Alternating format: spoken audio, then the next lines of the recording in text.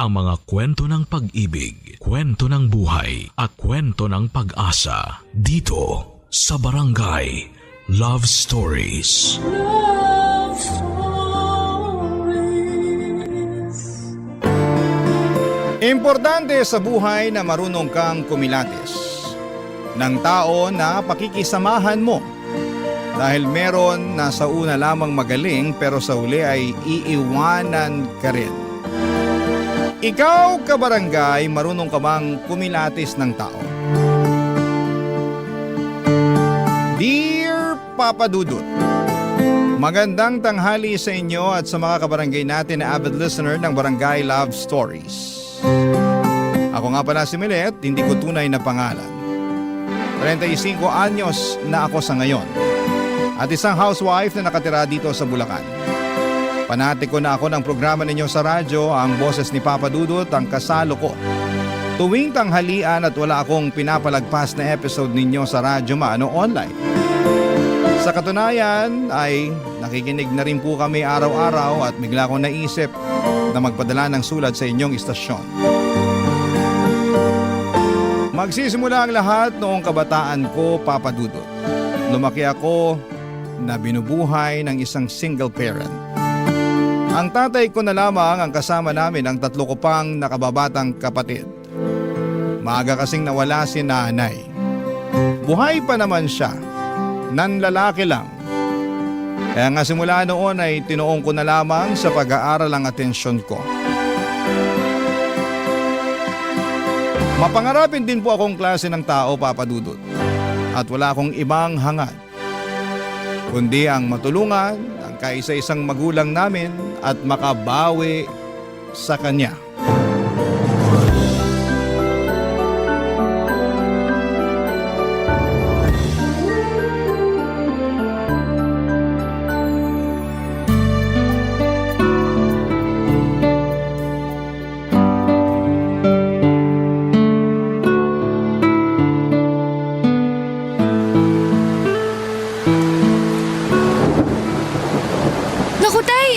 Basang-basa po kayo sa ulan ah.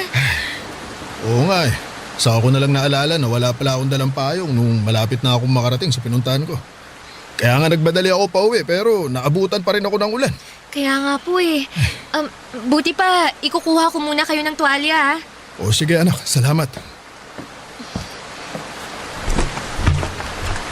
Tuwalya. Asan na ba yung tuwalya? Ay, eto, nakita ko na. Samahan ko na rin ng damit. Eto na po ang tuwalya at damit. Magpunas at magpalit na rin kayo, tay. Salamat nak. Pero mamaya na ako magpapalit ng damit. Uupo na muna ako dahil nangangalay na itong mga binti ko. Kalalakad ng mabilis dahil nga uulan na. Kulang na lang, tumakbo ako pero hindi ko naman kaya. Ay, kawawa naman ang tatay ko. Sobra-sobra na yung sakripisyo nyo para sa pamilya natin. Maghapon na kayong nagtitinda tapos naaabutan pa kayo ng ulan. Ay, hayaan mo na. Napaubos ko naman yung paninda natin kakanin bago ako umuwi at abutan ng ulan. Kaya ayos na rin. Hindi po ayos yun dahil baka magkasakit kayo. Hindi ako magkakasakit. Malakas yata itong tatay mo. Saka kung pakiramdam ko magkakasakit na ako, uunahan ko na ng pahinga. Huwag ka nga mag-alala sa akin, anak. Kaya ko naman eh. Saka masaya ako na nagsasakripisyo para sa inyong magkakapatid. Hayaan mo, tay. Kapag nakapagtapos ako hinding-hindi ko na po kayo pagtatrabahuhin. Anong ibig mo sabihin? Kasi po, ako na po ang magtatrabaho para sa pamilya natin. Uy, maliliit pa ang mga kapatid mo, Milet. Nag-aaral pa sila. Baka mahirapan ka pag sinulo mo ang pagtatrabaho para sa pamilya natin. Saka hindi pa naman ako ganun katanda. 45 pa lang naman ang tatay mo. Kaya ko pang magtrabaho para tulungan ka. Ang akin lang naman po, baka napapagod na kayo sa pagtatrabaho. Kasi simula nung iniwan tayo ni nanay, kayo na ang tumayong nanay at tatay namin. Oo, totoo na napapagod ako sa trabaho. Pero hindi ako napapagod sa pagiging tatay at nanay sa inyong magkakapatid. Sa katunayan, kayo ng mga kapatid mo ang inspirasyon ko. Kaya ako nagsisikap at nagpapatuloy sa buhay. Oo, malaking kakulangan ang pagkawala ng nanay niyo dahil nawala na rin ako ng katuwang sa pagtataguyod sa inyo. Pero Aanihin ko naman ang isang tao na walang ginawang matino at panay pasakit lang sa damdamin ko, di ba? Buti pa, sumama na lang siya sa lalaki niya. Ang mahalaga sa akin, magkakasama tayo. Kaya bilib na bilib po ako sa inyo eh. Ha? Bakit naman? Kasi ang tapang-tapang niyo po. Biruin niyo, kinaya niyo na nga na itaguyod kami tapos kinaya niyo pa na ibigay sa iba si nanay. Siya naman ang may gusto nun dahil hindi siya marunong makontento sa pamilya natin. Saka ilang beses na akong nasaktan sa panluloko niya. Naisip ko na panahon na para palayain ko siya. O edi gumaan-gaan ang damdamin ko nung ginawa ko yon. Para akong nabunutan ng tinik sa lalamunan. Uy, kaya ikaw umilit. Huwag kang manatili sa isang relasyon kapag kaugali ng nanay mo yung lalaki ha. Pero sana matinong lalaki ang matagpuan mo balang araw. Yung hindi ka sasaktan o lolokohin. Sa halip, mamahalin ka ng tapat at paninindigan ka. Papadudot inspirasyon ko ang tatay ko at ang munti naming pamilya kaya nagsikap akong makapagtapos ng pag-aaral. Hindi nagtagal ay natupad ko yon at agad akong naghanap ng mapapasukang trabaho. Kung ang iba kong kaklase ay mas piniling magpahinga muna ng ilang buwan. Pagkatapos ng graduation ay ibahin niyo po ako.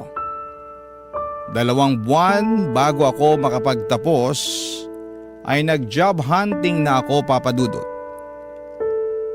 Hindi nagtagal ay dinala ako ng aking kapalaran sa Maynila kung saan ay nakapasok ako sa isang pribadong kumpanya.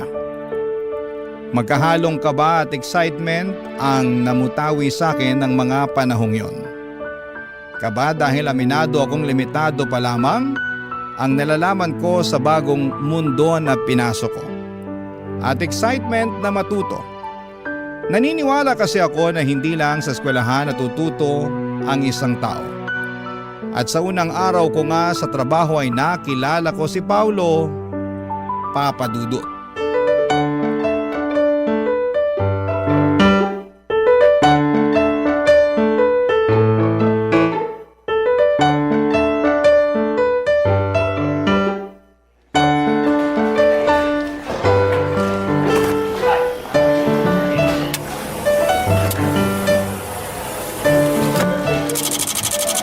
Teka, paano ba paganahin to? Medyo nabobobo ako rito ha. Ay, naku. Teka, kanino ba ako pwedeng magpatulong? Nagmamadali pa naman yung bisor ko na makuha tong mga pinapa-photocopy niya. Hello there, beautiful. What's up? May problema ba? Ako ba yung tinawag mong beautiful? Wala naman ako nakikitang maganda sa paligid bukod sa'yo. Kaya ikaw yung sinasabi ko maganda. Bigla naman akong nahiya. Bakit ka naman mahihiya? Saka huwag kang yumuko. Hindi ko makita yung kagandahan mo eh. By the way, Paolo nga pala. Taga-IT department. Diyan lang sa gilid yung table ko. Kaya nga natanaw kita eh. Kako, mukhang may problema ka. Nice to meet you, Sir Paulo. Naku, Paolo na lang. Huwag na yung sir na yan. Sige. Ikaw, ano bang pangalan mo? Ako si Milet, taga-marketing naman. Bago lang ako rito. Unang araw ko pang hala ngayon eh. At tama ka, dahil namumroblema na ako dito sa photocopy machine na to. Ayun, hindi ko kasi alam kung paano ko to gamitin eh. Sana hindi mo ko husgahan at sabihang taga-ibang planeta ha. Bakit ko naman sasabihin yun eh? Nakakalito naman talagang gamitin yan. Saka, unang araw mo pa lang. Normal yun. Makakapag-adjust ka rin. Buti pa, turuan na lang kita kung paano gamitin yan. Okay? Akin na. Akin na yung ipo-photocopy mo. Ayan. Salamat. Ganito lang gagawin mo. Lagay mo tong papel dito sa feeder. Tapos, check mo muna kung may papel sa tray para sa pagkokopyahan mo. Meron naman. Nilagyan ko na kanina. Okay yan. Tapos, iset up mo na yung size dito sa screen. Yan ang hindi ko alam. Okay lang yan. At least ngayon alam mo na. Oo nga eh. Salamat ha. Wala nga naman. Pagkatapos mong iset up, pwede mo nang pindutin dito para mag-photocopy na. Yan. Wow, ganun lang pala yun. Ang galing ah. Oo, automatic na yan. Di mo na kailangan isa-isahin kasi mas matagal yun. Siguruhin mo lang na walang staple wire yung mga papel mo kasi kakainin yan. Matatagalan ka. Noted. Ayan, tapos na. Grabe, ganun lang pala yun kadali. Salamat talaga ah. Wala yun.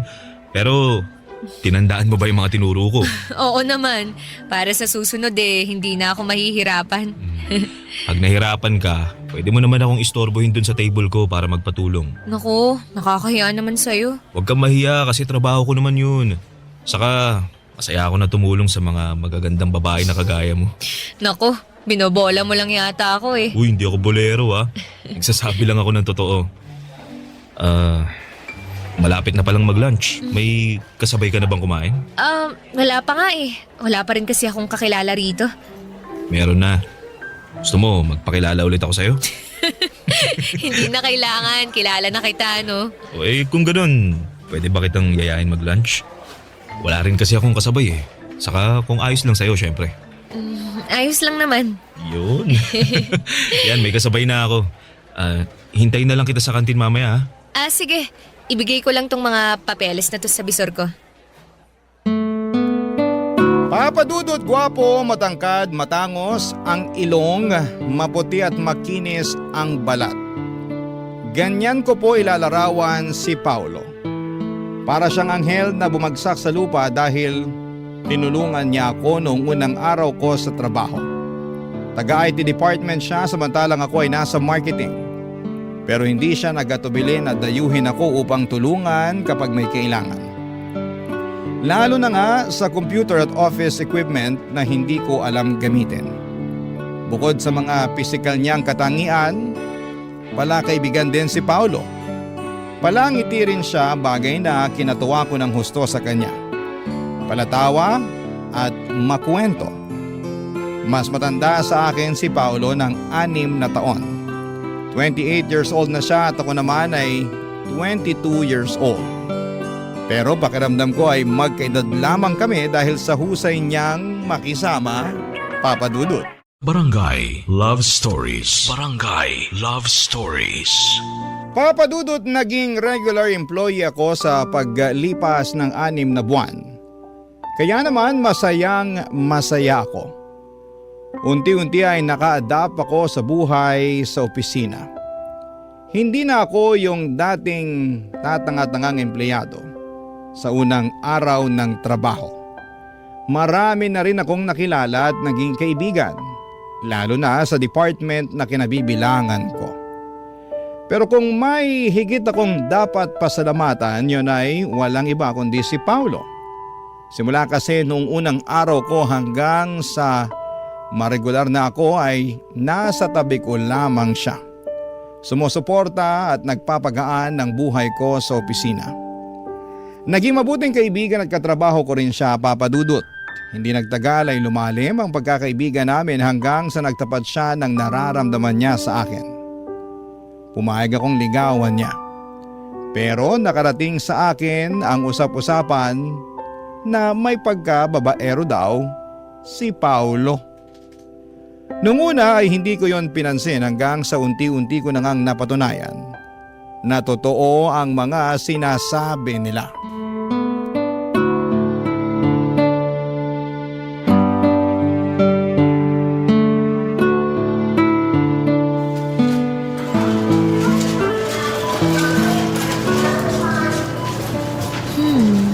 Bili kaya ako nitong sauce na to. Sabi ni tatay, masarap daw to kasi napanood niya sa TV. Sige, bilhin ko na nga. Tapos ano pa nga bang kulang? Teka.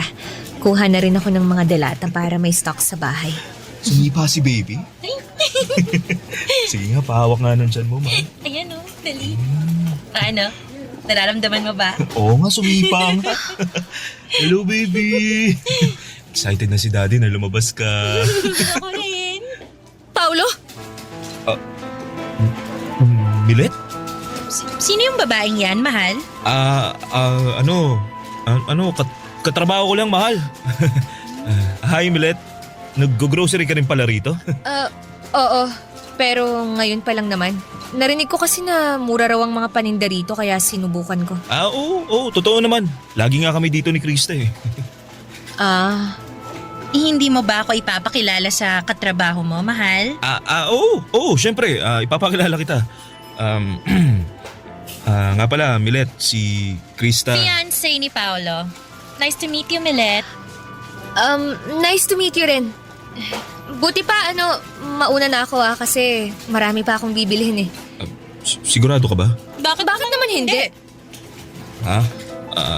Kanina ka pa, Paolo, Nakita mo lang yung katrabaho mo na wala ka na sa wisyo kausap? Sinasabi mo? Hindi Hindi raw, pero halatang halata kaya sa'yo. Excuse me lang pero maiwan ko na kayo. Hoy, Milet, ayusin mo lang, ha? Ha? Ano nga ayusin ko? Yung buhay mo. Kung ayaw mo ng gulo, layuan mo si Paolo. Teka nga! Teka, Krista. Wala namang ginagawang masama si Milet, kaya wag mo na siyang awayin, mahal. Buti pa, pumunta na tayo dun sa cashier. Magbayad na tayo ng mga pinamili natin. Ha? Bakit tayo magbabayad hindi pa nga tayo tapos mamili?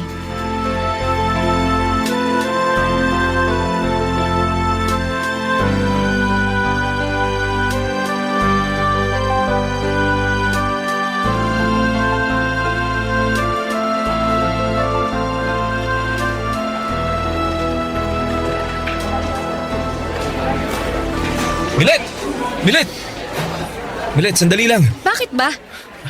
Anong bakit ba? Kanina pa kita tinatawag pero dire-diretso ka lang sa paglalakad. Nagmamadali ako eh. Ano bang kailangan mo? Tungkol dun sa nangyari kagabi. Yung nakita ko lang naman kayo na masayang nag-grocery ng fiancé mong si Krista. May fiancé ka na pala pero gusto mo pa akong ligawan? Uy, ka naman maingay. At bakit hindi? Takot ka bang marinig ng mga tao rito sa opisina natin kung gaano ka kababaero at sinungaling? Para sa kaalaman mo matagal ko nang naririnig na babaero ka, pero hindi ako naniwala ron. And guess what? Mukhang tadhana nang gumawa ng paraan para malaman ko ang totoo.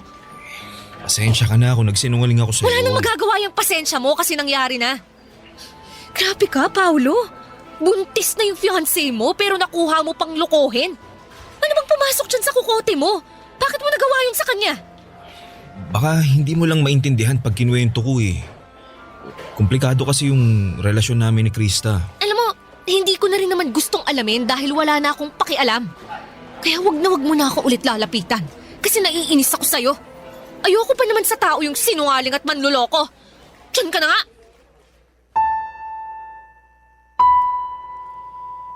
Papadudot, hindi ako makapaniwala sa natuklasan ko tungkol kay Paolo.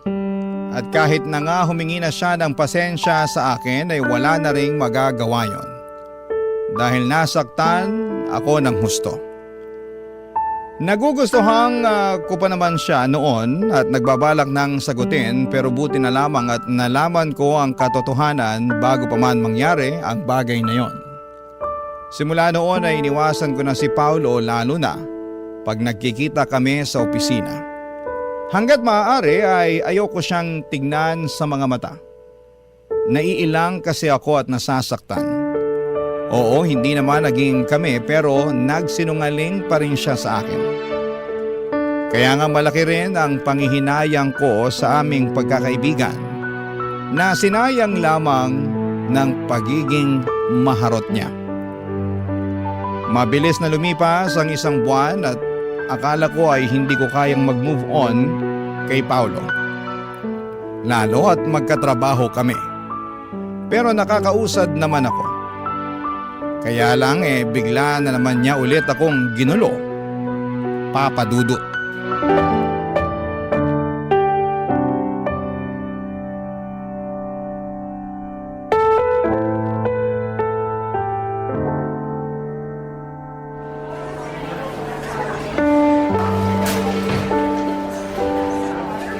Milet, pwede bang kausapin mo na ako?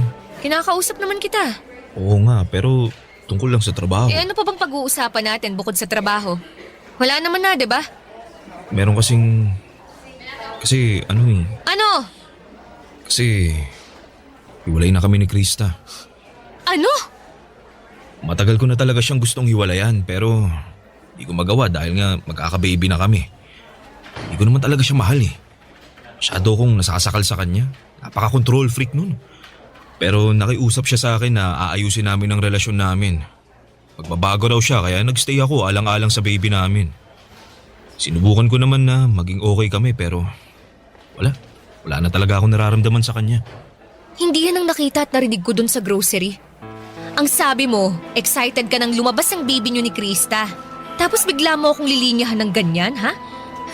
Tsaka bakit mo ba sinasabi sa akin ang bagay na yan? Wala naman akong pakialam dun. Sinabi ko kasi ikaw ang rason kung bakit ako nakipaghiwalay sa kanya. Ako? Oo. Kasi mahal kita. Nababaliw ka na. Nababaliw na nga ako siguro pero yun talagang nararamdaman ko eh. Naging duwag ako na makipaghiwalay kay Krista bago ko pa aminin sa'yo yung nararamdaman ko. Kaya naman nakapagsinungaling ako. Tsaka inaamin ko yun kaya nga humihingi ako ng tawad sa'yo. Wala rin namang magagawa yung paghingi mo ng tawad dahil nasaktan mo na ako. Tapos ngayon, ang lakas pa talaga ng loob mo na sabihin sa akin na mahal mo ko kung kailan nakaka-move on na ako sa'yo. Lalo mo lang akong sinasaktan sa ginagawa mo eh. Milet, pasensya ka na talaga. Hindi ko sinasadya pero hindi ko rin naman kayang pigilan yung nararamdaman ko. Mahal kita. At gusto ko sanang humingi ng isa pang pagkakataon sa'yo. At sa tingin mo, ibibigay ko pa yun sa'yo? Oo. Kasi naniniwala ako na may nararamdaman ka pa rin para sa akin. Meron nga, pero puro na lang galit at inis. Patawad talaga, Milet. Naging padalos-dalos ako. Kaya nga napag-isip-isip ko na itama yung mga pagkakamali ko. Hiniwalayan mo si Krista para ayusin yung sa atin? Iyon ba yung sinasabi mong tinama mo ang pagkakamali mo? Oo. Paano yung magiging anak nyo? Ha? Ano? Huwag mong sabihin na nakalimutan mo na yung magiging anak nyo. Hindi. Pero nag-usap na kami ni Krista na pananagutan ko pa rin yung bata. Susustentuhan ko pa rin dahil ako pa rin naman yung tatay niya eh. Hindi ko naman tatakasan yung anak namin. Gusto ko lang talagang maging malaya kay Krista at sa relasyon namin. Dahil pag hindi ko ginawa yun eh, baka masiraan na ako ng ulo.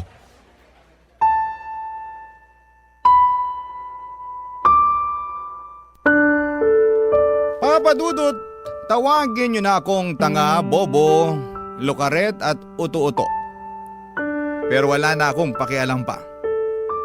Kahit na anong gawin kong pagmamatigas ng puso, ay naapektuhan pa rin ako sa hiwalayan ni na Paulo at Krista. Kaya hindi ko na napigilan na i-comfort siya. Doon ko napatunayan na may pakialam pa rin ako kay Paulo. At hindi pa rin pala nawala ang pagmamahal ko sa kanya. Mahal ko pa rin siya kahit na nagsinungaling siya sa akin. At dahil sa mga nangyari sa kanila ng ex niya ay naging malapit muli kami sa isa't isa. Hindi ko na pinakinggan ang mga sinasabi ng ibang tao. Basta, ang focus ko ng mga panahong yon ay si Paulo. Wala na rin namang masama sa pagiging close namin dahil single naman kaming pareho. Hindi nga nagtagal ay niligawan ako ni Paulo at nagpaligaw naman ako. Barangay Love Stories. Barangay Love Stories. Papadudot naging masugid si Paulo sa panliligaw sa akin kaya nga hindi ko na pinatagal yon. Dahil makalipas ang isang buwan ay sinagot ko na siya. Sobrang saya namin lalo na ako dahil siya ang first boyfriend ko. Ewan. Ang lakas ng karisma ni Paulo at kahit na nung iwas ko ay hindi ko siya mahindian at malayuan. Naisip ko na baka sign na rin yon ng universe na magka-boyfriend na ako dahil masyado akong focus sa pag-aaral nung estudyante pa lamang ako. Up to the point na kinalimutan ko nang lumandi. Kaya nga pinagbigyan ko na ang sarili ko na maging masaya sa relasyon namin ni Paulo. Lalo na at pinakita at pinaramdam niya sa akin kung gaano niya ako kamahal. Ang isang bagay lang na hindi ko gusto ay yung ilang beses niya akong pinilit na may mangyari sa amin. Lalo na at natatakot pa akong mabuntis at hindi pa ako handa. Hanggang sa napapayag rin niya ako dahil sa matatamis niyang salita at pagsasabi na kahit na anong mangyari ay pananagutan niya ako.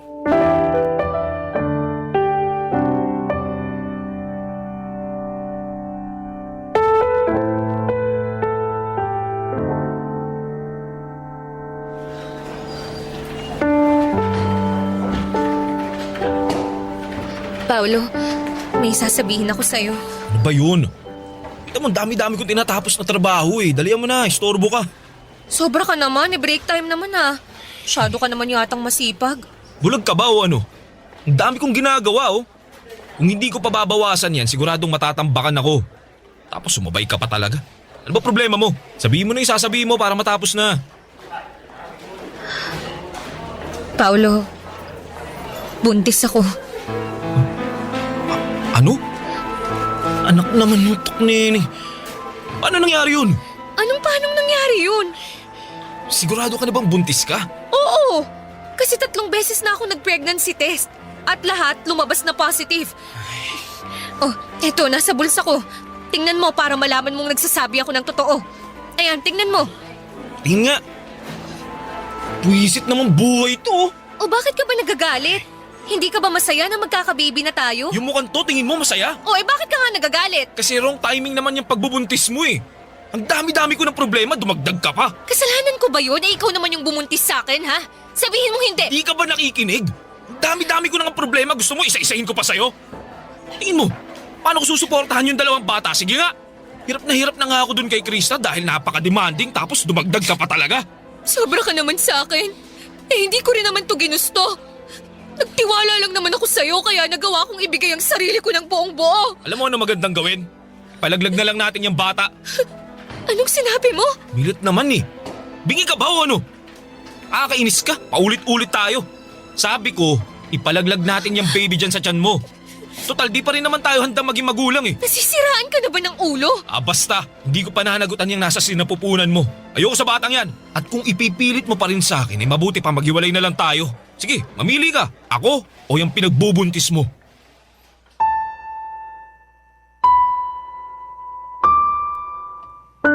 Papadudot, nangyari na nga po ang kinakatakutan kong mangyari nang hindi tanggapin ni Paolo ang magiging anak namin.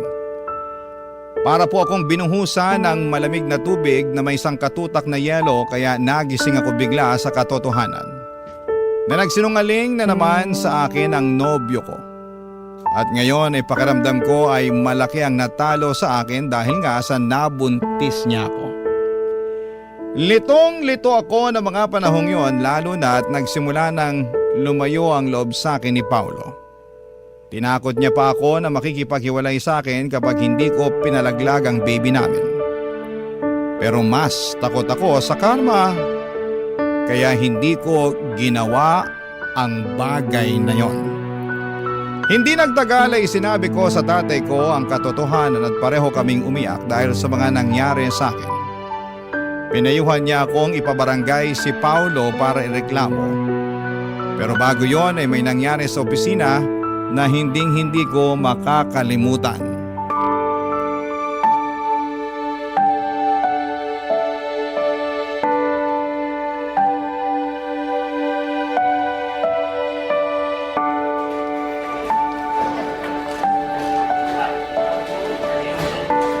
Krista?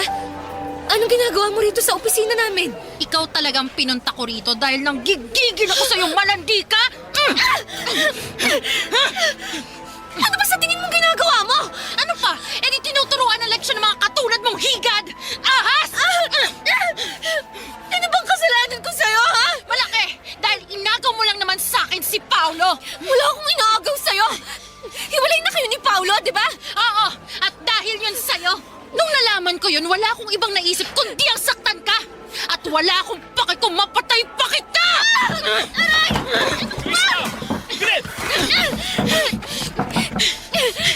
Bakit ko gagawin yun? Dapat lang naman yan sa babaeng yan! Pwede ba, Krista? Tapos na tayo. Alubayan mo na ako. Lubayan? Magkakababy na tayo, di ba? Hindi na ba talaga natin pwedeng ayusin ang relasyon natin? Nag-usap na tayo. Wala nang pag-asa na maayos ang relasyon natin. Walang pag-asa dahil sa babaeng yan! Oo! Nagmamahalan kami ni Milet, kaya pabayaan mo na lang kami. Ayoko! Hindi ko kayo hahayaang maging masaya! Ha? Dapat sa yung babae ka, sinasabunutan! Kakalbunutin ang ahas ka! Iwan mo ako, Krista! Napakawalang yama! Ikaw ang walang hiya! Malandi! Mga agaw! Hindi ako malandi! At wala akong inagaw sa'yo! Ano ba, tumigil na nga kayo? Pinagtitingin na tayo ng ibang tao. Nakakaya kayo. Krista, tama na sabi. Bitiwan mo si Milet. Bitiwan mo na! Wisit naman! Aray! Paulo, ano ba? Itiwan mo nga ako!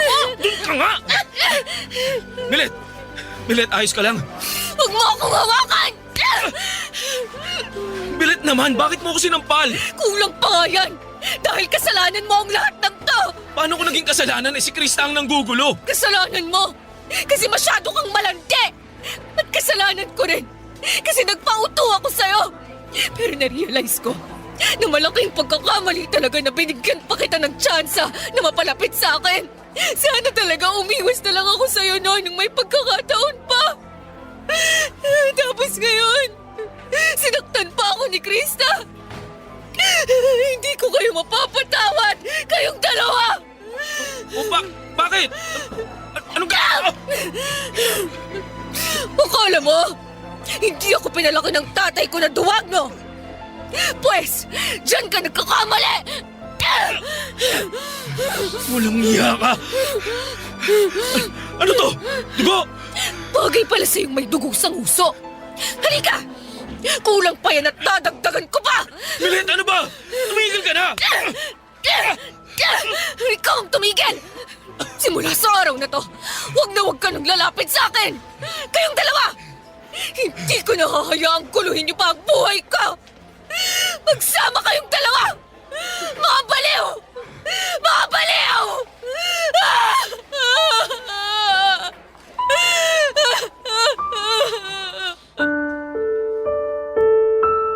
Papa Dudut, hindi ko na nagawang paguntugin ang ulo ni na Paulo at Krista dahil may mga dumating ng security guard para umawat sa amin.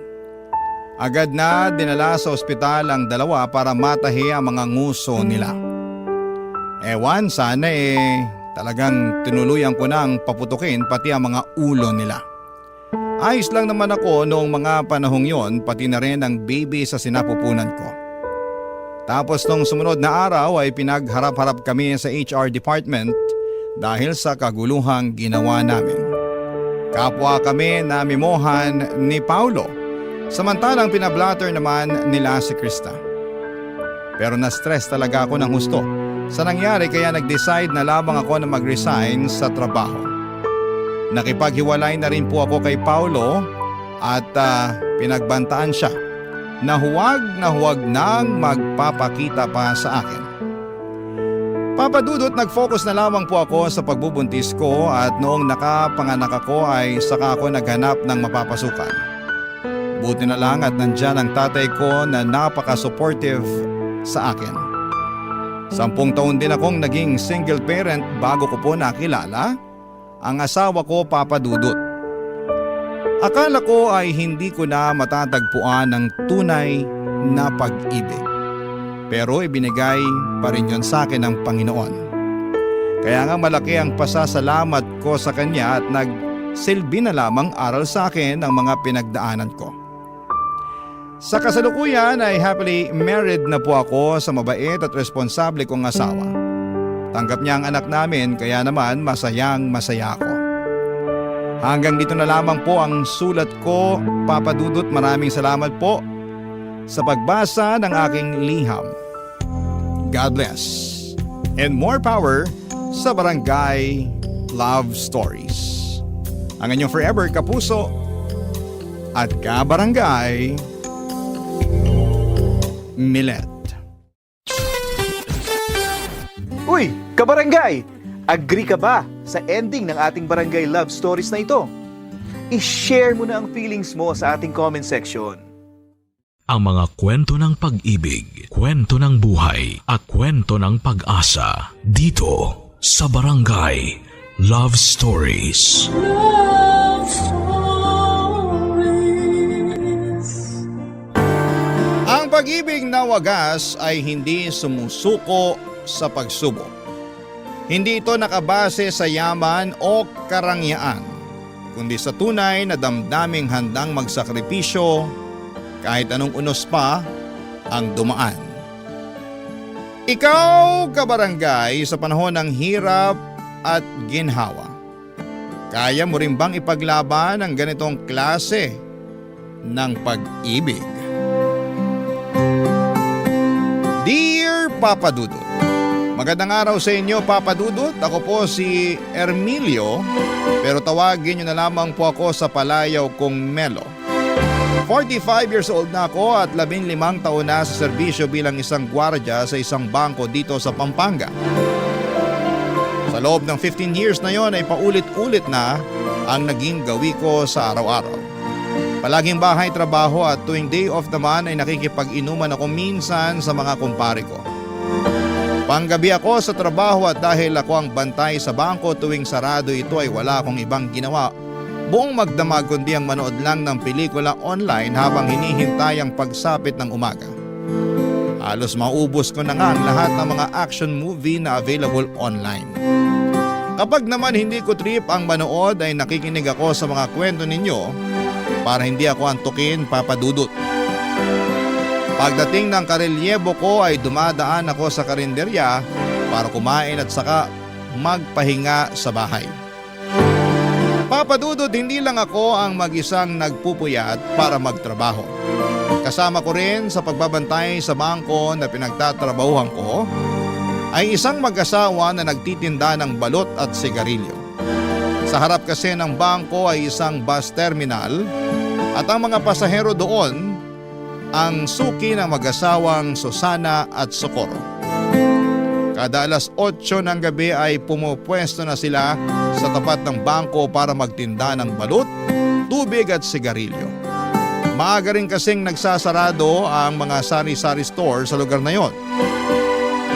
Kaya naman sila ang takbuhan ng mga pasaherong nag-i-stop over sa lugar. Naging malapit ang puso ko sa dalawang matanda dahil gabi-gabi ko na silang nakakasama sa pagbabanat ng buto. Tandang-tanda ko pa nga noong unang araw ko sa trabaho, taong 2010, sinaway ko sila noong nakita ko silang nag-aayos ng pwesto nila isang gabi, Papa Dudut.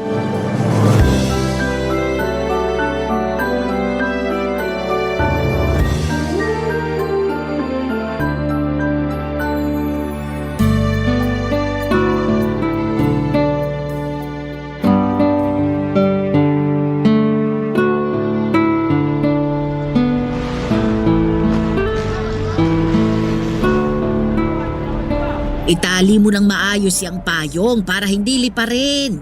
Paano liliparin? Wala namang hangin. Kini-question mo pa ako, itali mo na nga lang.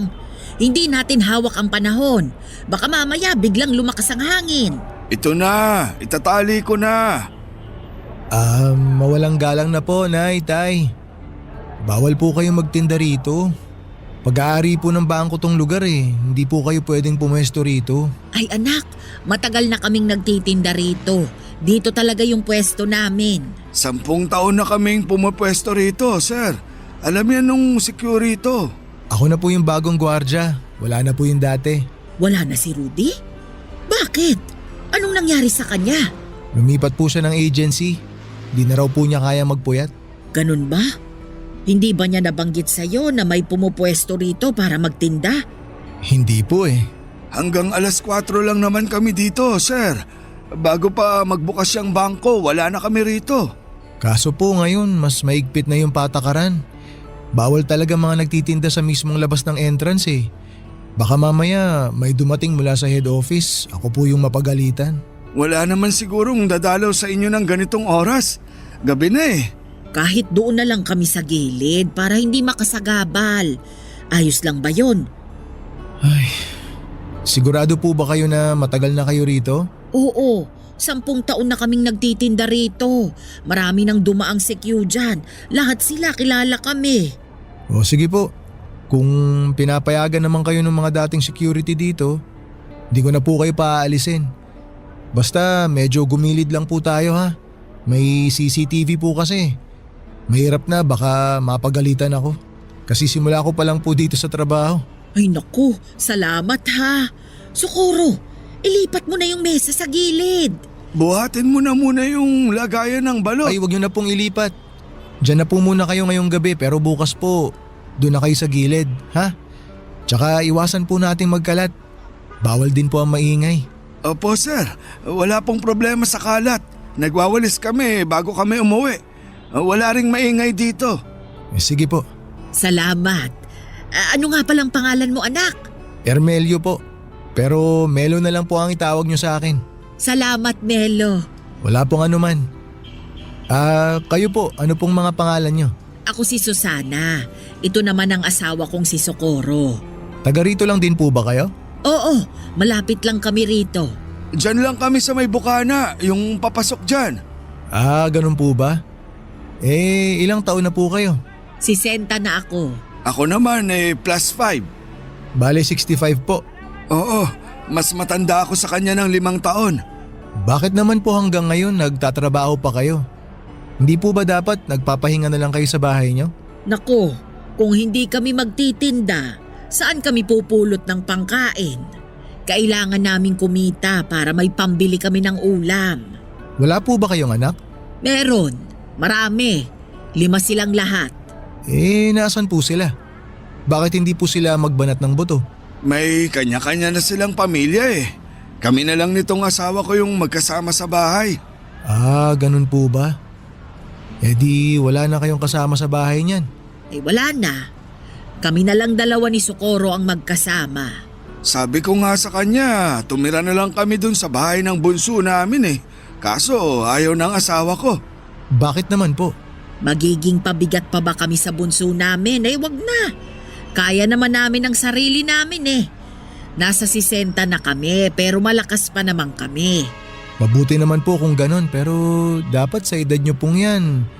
Yung natitirang lakas nyo, ini-enjoy nyo na lang po eh. Parang yung nanay ko po, hindi ko na siya pinagtatrabaho ngayon. Maswerte yung nanay mo, sir. Kasi may mabait siyang anak. Kami. Naku, itong si Socorro. Sisiraan pa ang mga anak namin. Wala tayong magagawa kung maging mga anak natin naghihirap. Pero kahit na, ilang taon natin silang inalagaan tapos iiwan lang nila tayong… Ay nako, katulad ng sinabi ko, wala na tayong magagawa pa. Desisyon nila yon. Relax lang po kayo. Huwag po kayo mag-aaway. Ganito talaga kami magsagutan pero hindi kami nag-aaway. Sige po, maiwan ko na po kayo dyan para hindi ko na po kayo maabala. Kung may kailangan po kayo, doon lang po ako nakapwesto. Doon po banda sa sulok. Salamat anak. Salamat sir. Huwag niyo na po akong tawaging sir. Melo na lang po. Maliit na matanda si Nanay Susana, maikli ang buhok nito na medyo nakukuba na. Tuwing nakikita ko siya ay parang lagi siyang galit pero kapag kinausap mo na siya ay sobrang palatawa siya at madaldal. Ang asawa naman itong si Tatay Socorro ay payat at maliit din katulad ni Nanay pero malakas pa rin siya. Lalo na sa mga pagbubuhat ng mga inilalako nila. Mas mahihain si Tatay Socorro kesa kay Nanay Susana pero mas naging close ko si Tatay dahil pareho kaming mahilig manood ng action movies. Naawa ko sa sitwasyon ng mag-asawa. Kaya naman hinayaan ko na lamang silang pumwesto sa harapan ng bangko. Total ay gabi naman na at sarado na ito. Nung una ay taga-masid lamang ako sa dalawa, si Tatay Socorro ang unang nagbabantay sa pwesto nila. Mula alas 8 ng gabi hanggang alas 12 ng madaling araw ay nakaupo siya sa lumang plastic chair at binabantayan ang tinda nilang balut, tubig at sigarilyo. Samantala ay natutulog naman sa likuran nito si Nanay Susana. Nakapwesto siya sa bisikletang may sidecar na siyang gamit-gamit nila sa pagbibitbit ng kanilang lamesa at malaking payong para hindi sila mahamugan. Pagsabit naman ng hating gabi ay papalitan ni Nanay Susana si Tatay Socorro sa pagbabantay para makapagpahinga ang asawa niya. Siyang nagbabantay hanggang sa alas 4 ng umaga. Siya na rin ang nagwawalis ng mga kalat at nagliligpit ng mga gamit nila. Saka niya gigisingin ang asawa niya para makauwi na sila at makapagpahinga. Hindi nagtagal ay naging malapit din ako sa mag-asawa sa mga sumunod na buwan na pagsama-sama namin sa iisang lugar. Tuwing inaantok ako ay nakikipagkwentuhan ako sa kanila at doon ko nalaman ang love story nila, Papa Dudut.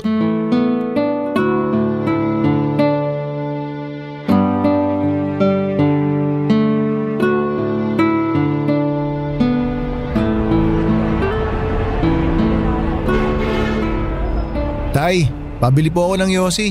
Isa lang. Anong yosi mo? Yung mentol po. Heto, 4 bayad niyan ha. Salamat po. Eto po bayad. Nag-yosi ka pala? Opo, pero minsan lang. Lalo na kapag inaantok po ako.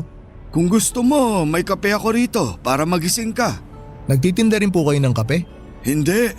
Nagdadala lang kami ng kape para kung sakaling antokin makakapagkape kami. Akala ko may binibenta rin kayong kape. Oh, hetong kape. Okay lang po, salamat na lang. Baka po wala ng kape si nanay mamaya. May extra naman kami. Karaniwan kasi, nakakadalawa ako ng kape. Maraming salamat po Timplahin ko na po itong isa. May maliit na thermos dyan sa may bike. Hanapin mo na lang. Yun po bang nasa tabi ni Nanay Susana? Oo, yun nga. Kunin ko na po. Ay sige, mamaya ako natitimplahin. Sarap po ng tulog ni Nanay. Oo nga Napagod siguro kanina sa bahay. Naglaba Mukhang sanay na sanay talaga kayo sa puyatan ano? Ilang taon na po ulit kayo nagtitinda rito? Nasa 10 taon na rin siguro. Hindi ko na maalala kung kailan kami nagsimula Paano naman po kayo nagsimula? Bakit nyo naisipang magtinda rito? May sari-sari store dati si Susana. Kaso nalugi. Nung umalis sa bahay yung bunso namin, nagpasya yung asawa ko na magtinda na lang ng balot dito sa may terminal. Tapos may mga naghahanap ng sigarilyo. Kaya nagdagdag na rin kami ng sigarilyo tsaka tubig na rin. Kumusta naman po ang kitaan? Sakto lang para sa aming dalawa. Kahit papano, kumikita naman kami ng sapat para may pambili ng bigas. Minsan, kung matumal ang benta, kumakain kami ng kangkong na tanim ng asawa ko. Marami yung tanim sa bahay Meron siyang talong, sili, kamatis. Kung ano yung mga gulay na nasa bahay kubo na kanta, meron siya. Para po mas tipid, no? Ako nga gusto ko rin magtanim para may mapagkukunan ng ulam kapag kinapos. Kaso hindi mahilig yung mga bata sa gulay Ilan na ulit anak mo? 3 po, isang lalaki tapos 2 babae. Pareho pala tayo. Isa lang din lalaki ko. Tapos babae na lahat. Matanong ko naman po kayo, Tay. Paano po kayo nagkakilala ni Nanay Susana? Mahabang kwento yan. Maaga kami nagkakilala niya ni Susana. Bata pa lang kami noon. Gaano po kabata? 16 siya noon tapos 21 naman ako. Nagkakilala kami sa isang pista. Talaga po? Oo, kasama niya mga kaibigan niya noon. Puro sila sosyalin. Si Nanay? Oo, mayaman yan noon. Inhinyero ang tatay. Tapos po, anong nangyari? Pinili ako kaya eto, naghihirap ngayon kasama ako. Hindi ko po maintindihan, Tay. Pinapili po ba siya? Nung sinagot kasi ako ni Susana, syempre hindi naman ako mayaman noon. Kargador lang ako Wala akong tinapos. Mahirap lang kami. Nung nalaman ng tatay ni Susana na ako yung nobyo niya, hindi sila pumayag. Kaya siya pinapili. Ganun na nga. Pinapili siya ng mga magulang niya. Iiwan niya ako o itatakwil siya ng pamilya niya. Mas pinili na lang ni Nanay na itakwil siya? Kaya nga siya nandito, di ba? Ayan mahimbing ang tulog. Talagang ipinaglaban po kayo ni Nanay, ano? Kaya nga ginagawa ko ang lahat para maging maayos ang buhay niya. Kahit na naghihirap kami. Lahat ng gusto niya, pinipilit kong ibigay. Kasi alam kong hindi ganito yung buhay na nakagisnan niya. Pero ito pa rin ang pinili niya dahil sa akin. Wala po bang pagsisisi si Nanay Susana sa ginawa niya? Wala siyang sinasabi sa akin pero may mga pagkakataon na ramdam ko na parang nagsisisi siya sa pinili niyang buhay. Minsan nga, nakokonsensya ako eh. Bakit naman po kayo nakokonsensya? Kasi huli na nung napagtanto ko na hindi pala sapat yung pag-ibig lang para magkaroon ng magandang buhay. Hindi sapat na mahal niyo ang isa't isa. Minsan, napapaisip ako, kung hindi ako pinili ni Susana, siguro maganda na ang buhay niya ngayon. Pero kita ko naman po tay na masaya si Nanay sa piling niyo. Tuwing magkasama kayo, naiinggit nga ako kasi ang sweet niyo pa rin tingnan. Kita ko sa mga mata niyo kung gaano niyo kamahal ang isa't isa. Kasi yun na lang ang meron kami. Wala kaming yaman. Ang meron lang kami ang isa't isa. Naantig ako sa love story nila Nanay Susana at Tatay Socorro. Pero sa parehong pagkakataon ay nalungkot din ako na hanggang sa pagtanda nila ay kayod kalabaw pa rin sila na para bang walang ipinagbago ang buhay nila noon hanggang sa kasalukuyan. Nakaka-relate ako sa kwento nilang dalawa dahil halos ganun din ang nangyari sa akin at sa unang babaeng inibig ko noon. Bago ko nakilala ang asawa ko ay meron akong babaeng minahal ng lubusan. Masasabi ko na siya ang taong bumasag ng puso ko ng sobra-sobra sa puntong muntik na ako mawala ng pag-asang makahanap pa ng pag-ibig. Nakilala ko siya sa isang charity event. Hindi pa ako gwardiya noon, tambay pa lamang ako dati na kung ano ang available na trabaho ay yon ang kinukuha ko.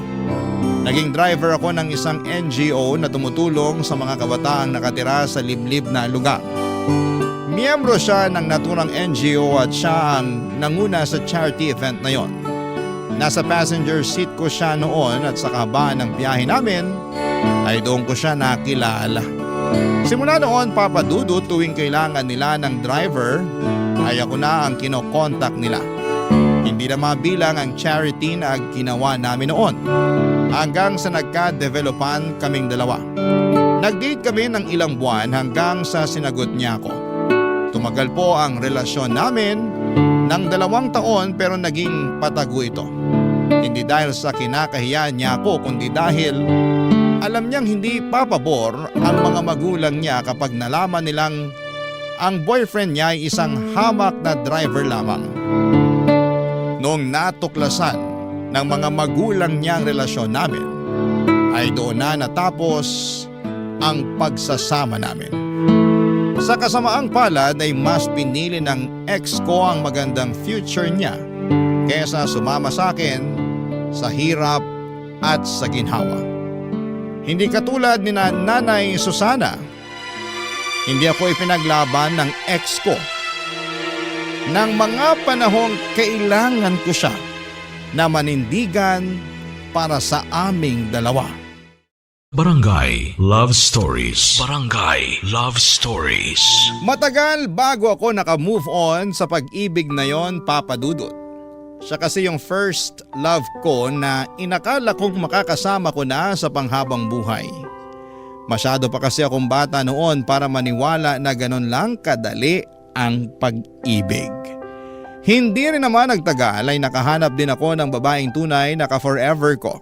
Sabi nga nila kapag hindi napasayo ang isang bagay, ito ay dahil may ibang mas magandang bagay pa na darating para sayo. Ang naging pangalawang girlfriend ko ay siya na rin pong napangasawa ko. Isa siyang teacher na nakilala ko lamang dahil sa mga kaibigan namin. Nagtatrabaho na ako noon bilang gwardiya noong naging kami, Papa Dudut. Minahal niya ako ng buo at totoo at hindi naging hadlang ang estado namin sa buhay.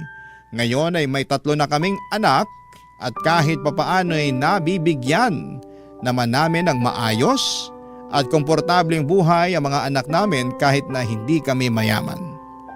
Kung ako ang tatanungin ninyo, Papa Dudut, ay wala akong pinagsisisihan sa naging takbo ng love life ko.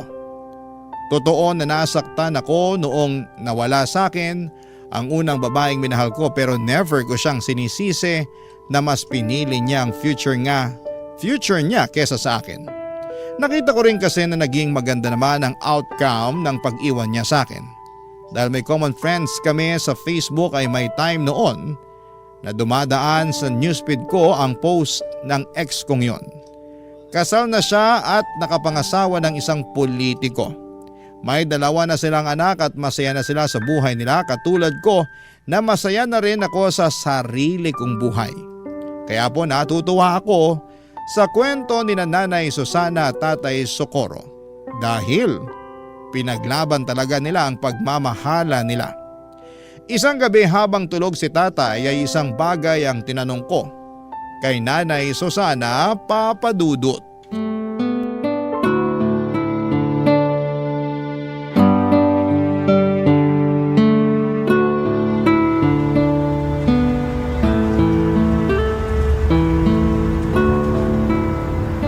Nay, tulog na ba si Tatay Socorro? Naku, tulog na. Bakit? Sayang. Nakalimutan ko na pinabaunan pala ako ng misis ko ng pagkain. May dala po akong spaghetti dito tsaka Shanghai na pang midnight snack sana natin. Ako na lang ang kakain. Total siya naman ang umubos ng hapunan ko kanina. Tirahan na lang po natin siya para may makain siya mamaya paggising. Mabuti pa nga. Ayaw kasi niya nang naiistorbo kapag tulog siya. Ah, talaga po ba? Oo, siya yung tipo na biruin mo na kapag lasing. Wag lang kapag naistorbo sa tulog. O sige po, tayo na lang po ang magsalo nitong baon ko. Bakit? May handaan ba sa inyo? Birthday po kasi ni Mrs. Nagluto siya ng spaghetti para sa mga bata tapos Shanghai. Ay sabihin mo sa kanya happy birthday ha. Makakarating po. Matagal-tagal na rin akong hindi nakakatikim nito eh. Alam mo, nung bata pa ako, kada kaarawan ko, hindi nawawala itong spaghetti. Favorite ko ito eh. Nabanggit nga po sa akin ng mga nakaraang araw ni Tatay na mayaman daw ang pamilya niyo, Nay. Oo, 2 anak lang kasi kami kaya kung ano yung mga gusto namin, ibinibigay talaga ng papa namin. Kahit kailan, hindi po ba talaga kayo hinanap ng mga magulang niyo? Hindi. Hindi ko alam kung sinubukan ba nila akong hanapin. Hindi rin kasi nila alam kung nasaan ako eh. Bakit po hindi nila alam? Kasi nagtanan kami ni Socorro. Walang nakakaalam kung saan kami nagpunta pati mga kaibigan ko. Eh nung araw na yon, tinalikuran ko lahat-lahat. Ibig niyo pong sabihin, simula noon, hindi niyo pa rin po nakikita ang pamilya niyo? Nagpunta ako sa libing ng nanay ko. Yun na yung huling pagkikita namin. Nakakalungkot naman po yun. Eh yung tatay niyo po? Mas nauna siyang namatay. Hindi ako nakapunta noon kasi wala akong pamasahe. Ipinagdasal ko na lang siya. Pero wala naman po kayong pinagsisisihan sa mga naging desisyon niyo sa buhay, Nay. Kasi maganda na yung buhay niyo noon eh. Ako? Nako, marami akong pinagsisisihan. Tulad po ng ano? Na sana hindi na lang ako nakipagtanan. O hindi kaya bago ako nakipagtanan, dinala ko yung mga alahas ko para may maisasadla ako. Nagsisisi po ba kayo na pinili niyo si Tatay Socorro? Eh, sino ba naman ang may gusto ng ganitong buhay, 'di ba? Masyado pa akong bata noon eh, at sa pag-ibig. Akala ko kakayanin ko lahat kasi kasama ko ang taong minamahal ko. Pero hindi pala ganun yun. Iba ang realidad sa mga pelikulang napapanood natin. Kung babalik po kayo sa nakaraan, Nay, tingin niyo ba iibahin niyo yung naging takbo ng buhay niyo? Hindi. Wala akong babaguhin. Ah, wala po. Akala ko po ba… Hindi naman porket nagsisisi ako. Ibig sabihin nun gusto ko nang burahin yung mga nangyari sa buhay ko. May mga pagsisisi ako, pero wala akong babaguhin. Alam mo kung bakit? Bakit po? Kasi naging masaya ako. Yun yung isang bagay na ayaw kong mawala sa akin. Masaya ako na si Socorro ang napangasawa ko. Masaya ako na nagkaroon kami ng maraming anak. Masaya ako na sa kabila ng hirap ng buhay, magkasama pa rin kami hanggang ngayon. Masaya ako kasi napatunayan namin sa mga magulang ko na kaya naming magtagal kahit wala kaming itinatagong yaman. Lahat ng sayang yon ay dahil kay Socorro. Nakakatuwa naman po yun. Kaya ikaw, sundin mo kung anong nasa puso mo, ipaglaban mo, pero gamitin mo rin ang utak mo para sa ikabubuti, hindi lang ng sarili mo ha, kundi pati na rin ng pamilya mo. Opo, Nay. Tatandaan ko po yung mga sinabi niyo. Sa panahon ngayon ay malimit na lamang akong makakita ng mag-asawang sabay tumatanda. Katulad nila Nanay Susana at Tatay Socorro ay dalangin ko rin na makasabay ang asawa ko hanggang sa pagtanda ko. Parang napakahirap na rin kasing makahanap ng kabiyak. Nasasamahan tayo hanggang sa pagtanda natin. Kung hindi nasisira ang relasyon ng mag-asawa dahil sa pangangaliwa, minsan ay mas maaga namang kinukuha sa langit ang isa. Kaya maswerte ang mag-asawa dahil napanindigan nila ang pangako nila sa bawat isa na magsasama hanggang sa pagputi ng mga buhok nila. Nakakainggit dahil hindi yon nagawa ng mga magulang ko. Maaga kasi kaming iniwan ni tatay matapos siyang malunod noong mga bata pa lamang kami dala ng kalasingan. Nasa dagat kami noon at nagsiselebrate ng birthday ng kapatid ko. Nagiinuman sina tatay kasama ang mga kapatid nito noong nagpaalam siya para umihi. Makaraan nga ang ilang minuto ay hindi na siya bumalik pa. Noong hinanap namin siya ay nakita siya ng tiyuhin ko na nakadapa sa buhanginan. Ang ulo nito ay nakalubog sa mababang parte ng dagat. Tuwing nakikita ko sina Nanay Susana at Tatay Socorro ay parang natutunaw ang puso ko sa saya. Sila kasi yung klase ng pag-ibig na pinapangarap ng marami. Pag-ibig na nagsimula noong mga bata sila at napanindigan nila hanggang sa tumanda na sila. Sila yung pag-ibig na hindi naranasan ng mga magulang ko. At pag-ibig na gusto ko ring maranasan balang araw. Pero sa kabila ng saya na nararamdaman ko para sa pagsasama nilang dalawa, hindi ko rin maiwasang maawa sa kasalukuyang estado nila. Sa edad nilang yon, dapat ay nagpapahinga na lamang sila. Hindi na rin kasi maganda sa kalusugan nila ang nagpupuyat para lamang kumita. Nang minsang tanungin ko kung nasaan na ang mga anak nila ay mas lalong nakaramdam ng awa ako para sa mag-asawa.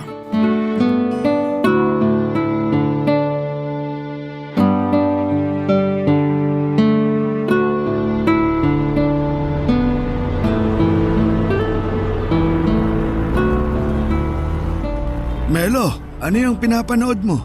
O tay, kayo po pala. Hali po kayo rito, maganda tong pinapanood ko. Bagong upload lang. Si Eddie Garcia ba yan? Opo. Tabi nga tayo. Total wala pa namang bumibili. Sige po. Matumal talaga kapag ganitong oras, no? Oo, mamayang 12:00 pa yung dating ng sunod na bus. Talagang kabisado nyo na po yung pagdating ng mga bus, ah. Dekada ba naman na akong nagtitinda rito? Kabisado ko na ang lahat. Wala po ba kayong ibang trabaho noon? Meron. Dati akong konduktor, tapos naaksidente ako. Kaya hirap na akong makabiyahe ng malayo. Buti po kinaya nyo na buhayin yung mga anak nyo, no? Marami yun, ah. May sari-sari store kami noon. Yun yung negosyo ng asawa ko. Ang lakas nun dati, kaso nalugi. Bakit naman po nalugi? Maraming gumaya eh. Sunod-sunod na nagkaroon ng sari-sari store dun sa lugar namin. Kaya ayun, nagkaagawan ng suki. Kaya po ba dito na lang kayo nagtinda? Ganun na nga. Buti po nakaya nyo pa rin suportahan yung pamilya nyo noon, no? Kahit na ganito lang yung trabaho nyo. Sa awa ng Diyos, nakaya naman namin. Tuwing umaga, naglalabas si Susana. Ako naman, nagpapataya ako noon ng weteng. Doon namin kinuha yung mga pinangtustos namin sa mga anak namin. Tapos nagpupuyat pa po kayo sa gabi? Oo, wala kaming magagawa. Mataas pangarap namin para sa mga anak namin eh. Napagtapos nyo po silang lahat? Hindi, pero may 3 kaming napagtapos. Yung panganay, pangalawa, tsaka yung bunso. Nasa na po sila ngayon? Bakit parang bigla na lang nila kayong iniwan? Yung panganay, nurse sa abroad. Dinala siya doon ng asawa niya. Kaso parang nakalimot na eh. Maganda na kasi buhay nila doon. Yung pangalawa naman, namatay sa aksidente sa motor. 24 lang siya noon. Yung pangatlo, nagtana naman. Nagmana sa amin. Yung dalawa po, tay, nasaan? Yung pangapat, may sarili ng pamilya. Marami din sila kaya problema din nila yung pera. Yung bunso, yun yung tumutulong sa amin noon. Pero simula nung nagkapamilya, medyo nagigpit na rin ang sinturon. Wala naman po ba kayong tampo sa kanila na para bang pinabayaan na lang nila kayo ni nanay? Wala naman.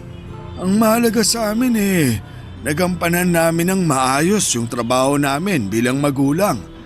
Ayaw din naman namin ni Susana na humingi ng tulong sa mga anak niya kasi alam niya na may mga kanya-kanya na rin silang buhay. Kahit hirap na yun, ayaw niyang maging pabigat sa ibang tao. Nakakalungkot naman po yun. Kung ganun ginawa sa akin ng mga anak ko, malulungkot ako. Mantakin nyo, tay, ha? Pinalaki ko sila ng maayos tapos bigla na lang nila akong iiwan kapag nakatayo na sila sa sarili nilang mga paa. Yun naman talaga yung trabaho natin bilang magulang Yung tulungan sila. Hindi nila obligasyon na ibalik yung mga sakripisyo natin sa kanila. Kahit na. Para sa akin, lumalabas na wala silang utang na loob kapag ganun. Wala naman talaga dapat silang utang na loob Hindi naman nila ginusto na ipanganak sa mundong to. Tayo mismo ang nagdesisyon noon. Kaya tayo dapat ang mag-alaga sa kanila. Tama po kayo pero sabi ko nga po, tay, nakakalungkot. Hindi rin naman siguro mahirap para sa anak na magbalik ng utang na loob sa magulang Sa tingin ko parang obligasyon ng anak yun. Hayaan mo na sila. Ang mahalaga naman nasa maayos na ang kalagayan nila. Masaya sila, malusog, buo ang pamilya, okay na yun. Yun po talaga yung pinaka-importante, tay, no? Basta nasa maayos na lagay ang mga anak, masaya na rin ang mga magulang. Tama ka dyan. Ay, tay, may bibili po ata. Ay, sandali. I-post mo muna yung pinapanood natin. Sige po, tay, post ko lang. Antayin ko kayo. Halos kaedad ko lang ang panganay na anak nila Nanay Susana at Tatay Socorro. Kaya naman parang anak na rin ang naging turing nila sa akin. Dahil hindi na nila nakakasama ang mga anak nila ay sa akin na lamang nila ibinubuhos ang pag-aalaga na hindi na nawala sa ugali nila simula noong naging magulang sila.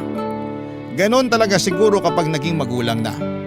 Likas na sa amin ang alagaan at bantayan ang mga taong halos kaedad lang ng mga anak namin. Sa mga sumunod pang 8 taon ay naging katulong na ako nila Tatay Socorro sa pagtitinda. Kapag inuulan sila ng customer ay tumutulong ako sa pagbibigay ng mga sukli. Lalo na't noong mga panahong yun ay medyo mahina na rin ang paningin nilang mag-asawa. Sa sobrang pagiging malapit ko sa kanila ay dinadalhan pa nila ako ng hapunan para makasabay ko silang kumain bago sila magtinda. Papa Dudut. Marami ang naitulong ng mag-asawa sa buhay ko.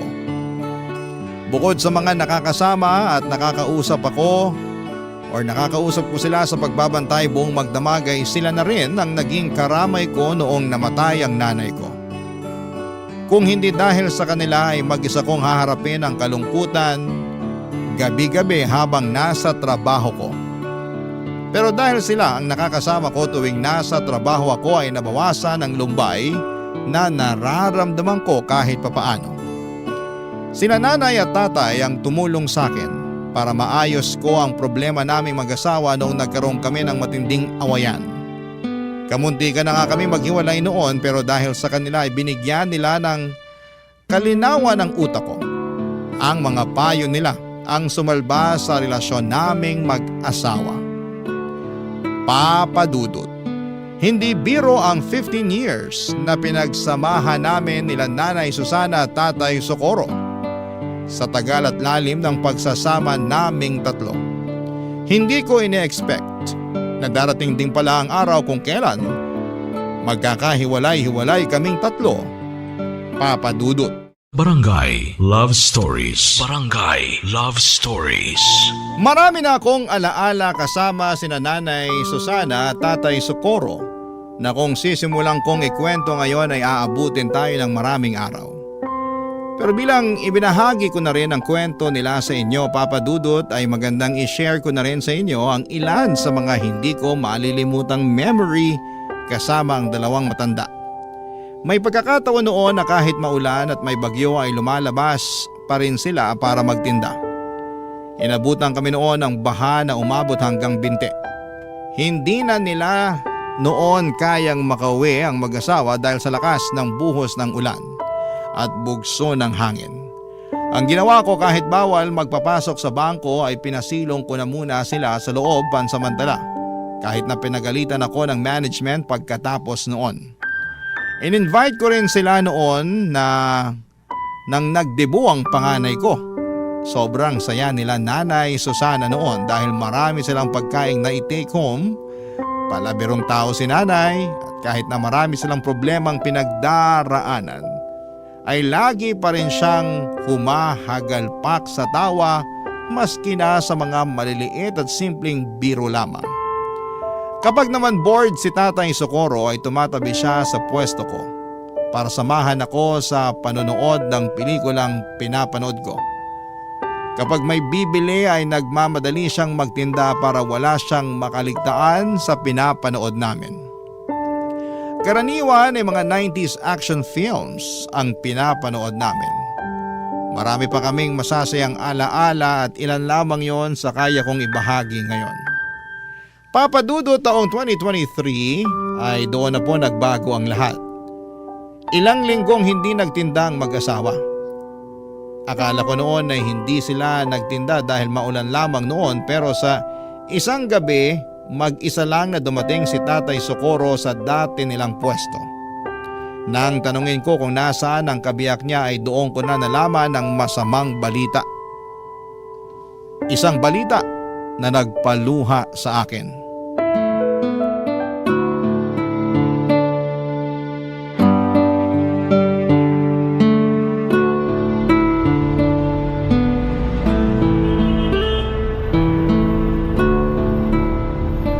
Tay Socorro, kumusta na po kayo? Ilang linggo rin kayo nawala ni Nanay Susana ha? Mabuti naman ako, Melo. Hindi niyo po ata kasama si Nanay ngayon, Tay. Nasa ospital siya ngayon. Ha? Bakit po? Anong nangyari kay Nanay? Di ba matagal na siyang inuubo? Opo, binilhan ko pa nga po siya ng gamot para mawala yung ubo niya eh. Ayun, mas lumala yung ubo niya. Nung nagsuka na siya ng dugo, itinakbo na namin siya sa ospital. Hala, akala ko ubot sipon lang meron si Nanay. Malala na pala. Kaya nga eh, medyo nahirapan na rin kasi siya sa paghinga kaya natakot na kami. Yung bunso ko ang nagsabi na itakbo na siya sa ospital. Eh, kumusta na po si Nanay ngayon? Nasa ospital pa rin siya. Mukhang matatagalan pa bago siya makabalik sa pagtitinda. Ano po bang sakit niya? Alam niyo na po ba? May cancer si Susana, Melo. Ho? Ay, ano pong klaseng cancer? Lung cancer daw. Hindi ko nga alam kung paano niya nakuha yun eh. Akala namin yung mga nagkaka-cancer lang sa baga yung mga naninigarilyo. Oo nga, hindi naman nag-iossi si Nanay ah. Pero nakakalanghap pa rin daw siya ng usok mula sa mga nagsisindi. Yun daw yung rason. Hala, paano na ngayon yan, Tay? Kaya nga ako nawala ng ilang linggo kasi nagbantay ako sa ospital. Eh, bakit nandito po kayo ngayon? Nakiusap na lang muna ako sa mga anak ko na sila na muna yung magbantay sa nanay nila. Di ko kayang nakikita si Susana na nahihirapan eh. Nasasaktan ako. Ay, kawawa naman si Nanay.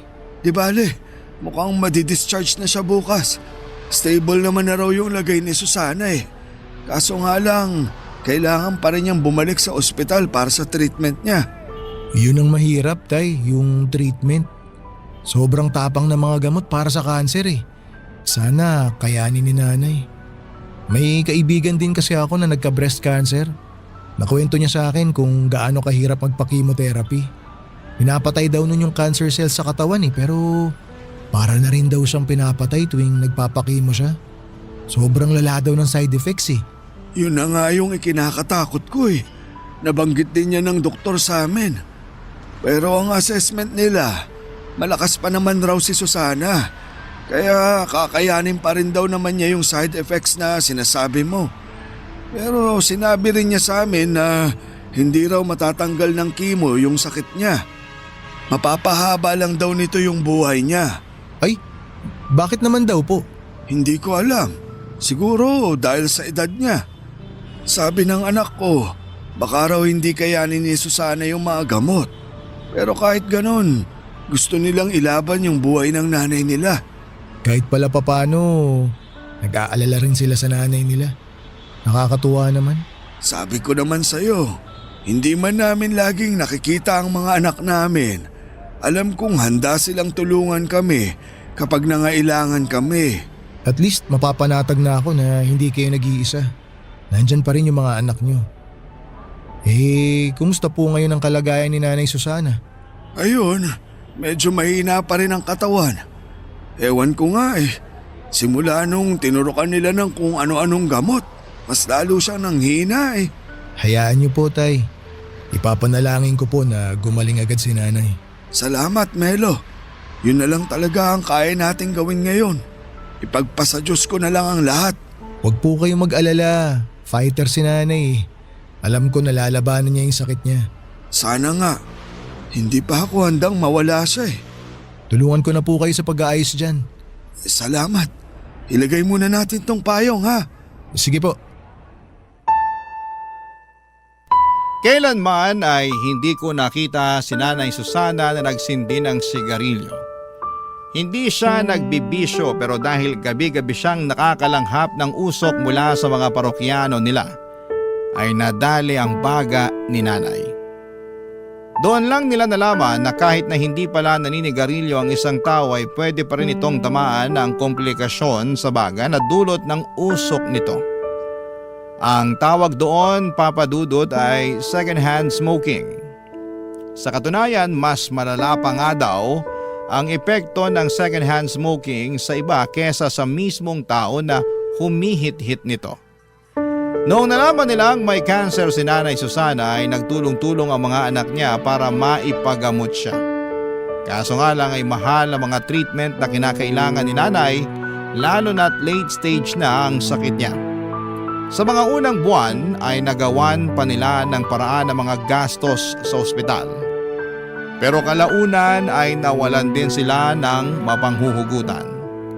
At para hindi mahirapan ang kanyang pamilya, si Nanay Susana na mismo ang nagdesisyon na huwag nang ituloy ang treatment niya. Masyado na raw siyang matanda para ipaglaban pa ang buhay niya. Isa pa ay hindi na raw nito kinakaya ang mga side effect ng treatment niya.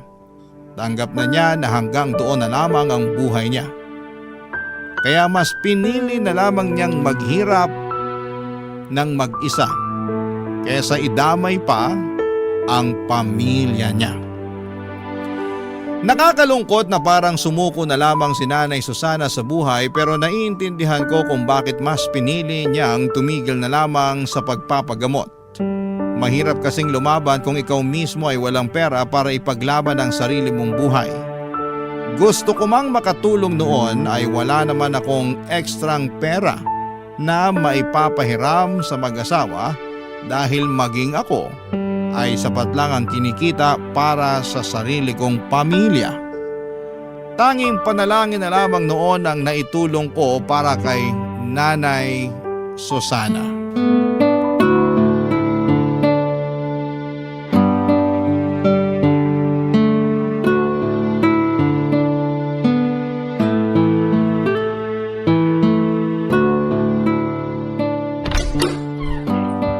Susana, hulaan mo kung sinong nandito.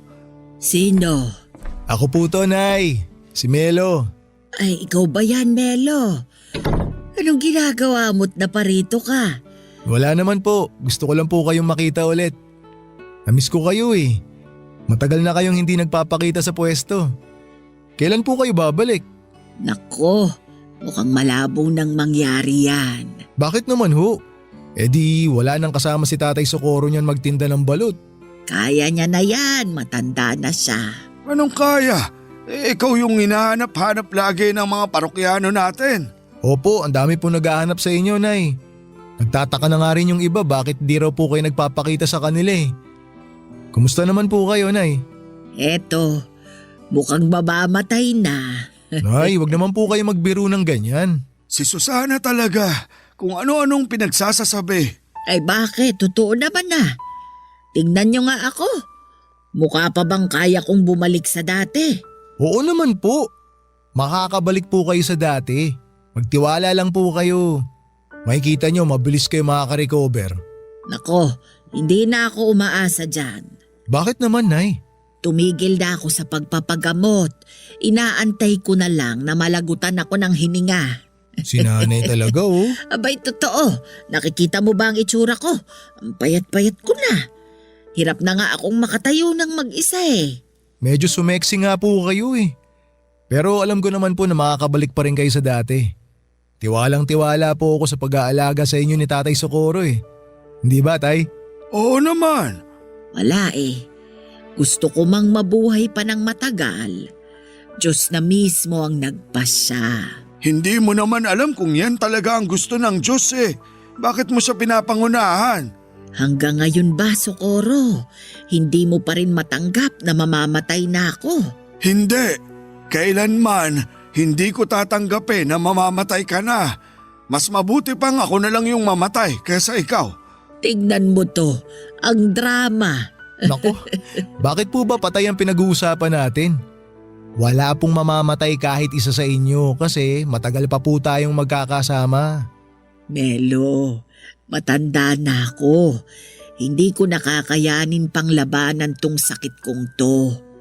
Yung mga mas bata nga sa akin nadadali pa eh. Partida nagpapagamot pa ang mga yon. E paano na lang ako na matanda na nga, tumigil pa sa pagpapagamot. Ang bilis nyo naman pong sumuko, Nay. Habang humihinga, wag po kayong mawala ng pag-asa. Tanggap ko na malapit na kaming magkita ni kamatayan. At saka kahit ngayon pa kami magharap, hindi ako natatakot. Hindi po kayo natatakot na mamatay, Nay? Hindi. Tingin ko, nagawa ko naman na lahat ng kailangan kong gawin sa buhay eh. Masaya ako sa naging takbo ng buhay ko. Kaya handa na ako. Ang totoo niyan, hindi takot yung nararamdaman ko ngayon eh. Alam mo kung ano? Ano po? Lungkot. Nalulungkot lang ako kasi iiwan ko na yung asawa at mga anak ko. Hindi ko na makikitang lumaki yung mga apo ko. Hindi ko na matutupad yung pangako ko kay Socorro na magsasama kami sa hirap at ginhawa. Matagal mo na akong sinamahan sa hirap. Hindi mo na kailangang isipin yun. Melo, may hihilingin lang sana akong pabor sa'yo. Sige po, Nay. Ano po ba yan? Ikaw nang bahala sa asawa ko ha. Bantayan mo siya. Siguraduhin mong nakakakain siya sa tamang oras. Wag po kayong mag-alala. Ako na pong bahala kay Tatay. Parang sira talaga tong si Susana eh. Bakit mo ko ibinibilin sa iba? Alam niyo po, Nay, ang lungkot ng pinag-uusapan natin. Pwede po bang ibahin natin yung pinag-uusapan? Yung masaya po sana para good vibes naman. Oo nga naman. Hindi pumunta si Melo dito para mag-iyakan tayo. Papadudot mabilis na humina ang katawan ni Nanay Susana sa mga sumunod na buwan hanggang sa isang araw ay nabalitaan ko na lamang na pumanaw na siya. Para ako nawalan ulit ng ina sa pangalawang pagkakataon. 4 na buwan lang ang itinagal ni Nanay bago siya binawian ng buhay. Ang dating masayang mag-asawa na gabi-gabi nagtitinda ng sigarilyo at balot ay mag-isa na lamang. Noong natapos ang shift ko sa unang araw ng burol ni Nanay Susana ay sa kanila ako dumiretso para magbigay ng respeto.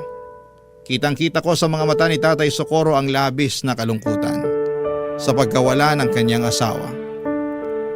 ang dating tahimik na si tatay ay mas naging tahimik pa. Pagkatapos ng libing ay unti-unting bumalik sa dating gawi si Tatay Socorro. Ipinagpatuloy nito ang pagtitinda ng yosi at balut kahit na mag-isa na lamang siya. Kung sila ang naging sandalan ko noong namatayan ako ng ina, ginawa ko naman ang lahat para ako naman ang maging sandalan ni tatay sa pagkawala ni Nanay Susana. Kapansin-pansin ang pagbabago sa ugali ni tatay. Hindi na siya gaanong makwento at lagi na lamang siyang nakatulala sa kawalan. Hindi ko na nga siya noon maimbita para manood ng pelikula. Isang buwan ang lumipas habang abala ako sa panonood sa cellphone ko. Isang gabi ay nagulat ako nung isang babae ang napasigaw sa may pwesto ni Tatay Socorro. Nagmamadali akong lumapit sa kanila noong nakita kong nakatumba na si tatay mula sa kinakaupuan niya. Ang kwento sa akin ng babae ay bibili sana siya ng balut pero tulog ang matanda. Sinubukan niya itong alugin para magising pero sa halip na magising ay natumba siya. Agad akong tumawag ng tricycle at tinakbo namin si tatay sa ospital pero idiniklara siyang wala ng buhay. Namatay siya nang hindi namin namamalayan. Papadudot atake sa puso raw ang sanhi ng pagkamatay ni Tatay Socorro. Siguro'y ganon talaga nila kamahal ang isa't isa ni Nanay Susana na hindi nila kayang mapaghiwalay. Isang buwan lang ang pagitan ay sumunod kaagad si tatay kay Nanay Susana. Ngayon tuwing nakikita ko ang dati nilang pwesto ay napapangiti na lamang akong mag-isa habang binabalikan ang mga masasayang ala-ala naming tatlo. Iba na ngayon ang tindera doon pero hanggat nabubuhay ako ay hinding-hindi ko makakalimutan na minsan ay may dalawang matanda na nagpakita sa akin ng tunay na kahulugan ng tunay na pag-ibig. Dito na po nagtatapos ang sulat ko at maraming salamat po, Papa Dudut, ang inyong kapuso at kabarangay forever, Melo. Kwentuhan naman tayo dito sa comment section.